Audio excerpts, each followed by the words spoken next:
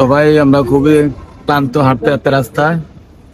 জাপানের রাস্তার পাশে আমরা বসা, আমরা একটু রেস্ট নিচ্ছি। আর মজার বিষয় হচ্ছে জাপানের রাস্তার পাশগুলো এত মনোরম, এখানে বসে থাকা আর বাংলাদেশের হাতের চিলের পার্কে বসে থাকা সমান। ওখানেও ময়লা, ওখানেও ময়লা, দূষিত পানির দুর্গন্ধ। এই দেখেন আমরা বসে আছি, কত সুন্দর পরিবেশ, একদম সামনে সিটি, তাই না? শহরে স্যার হাঁটা উঠি এবং ডিসিপ্লিন সবকিছু মিলিয়ে স্যার কেমন উপভোগ করলেন শহরে হাঁটা উঠি বা শহরটাকে? না আসলে খুবই সুন্দর দেশ, উন্নত দেশ, মানুষগুলো খুবই চমৎকার এবং এত বিনয়। ওরা যে কোনো একটা জিনিস যদি ইয়ে হয় তারা সরি বলতে থাকে। কারণ একজনে আমাদেরকে একটা অ্যাড্রেস বলতে পারতেছে না, এটার জন্য সে অন্য 10 বার সরি বলছে।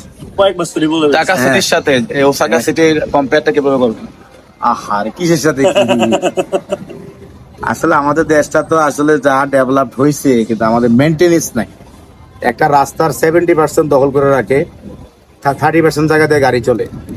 মানুষজন এলোমেলো ফুট ওভারব্রিজ ব্যবহার করে না, হ্যাঁ, যেখানে সেখান দিয়ে রাস্তা পার হয়। আসলে খুবই রিস্কি বাংলাদেশে গাড়ি চালানো। যেমন আমি গাড়ি ড্রাইভ করতে পারি, কিন্তু আমি বাংলাদেশে গাড়ি চালাই না।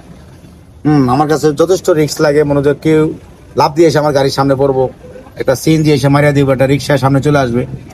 তো আসলে কোনো শৃঙ্খলা নাই এবং আমাদের দেশে পরিষ্কার না। এটা জিনিস হচ্ছে যে যদি ডিসিপ্লিনটা ফিরে আসে আর যদি মানুষজন সচেতন হয়, সরকার থেকে যদি আমাদের দেশটাকে পরিষ্কার রাখার ব্যবস্থা করা হয়, তাহলে আমাদের দেশ এইভাবে কাঠামোগত দিক থেকে যথেষ্ট পরিমাণ উন্নত হয়েছে। বাট মূল্যবোধের দিক থেকে, ডিসিপ্লিনের দিক থেকে আমরা 100 বছর পিছিয়ে আছি, এটা বলতে হবে। রামুল স্যার কেমন লাগছে আসলে জাপান ওসাকা সিটিতে হাঁটাউটি করে, সিটি ভিজিট করে কেমন লাগলো? জাপান আসার পরে আসলে এতটুকুই বুঝতে পারলাম যে আসলে জাপানের মানুষ খুবই সুশৃঙ্খল এবং অনেক ভদ্র মানুষ, অনেস্ট হ্যাঁ, এবং অনেক তারা বিনয়ী। হ্যাঁ, তারা বিনয়ী, নম্র।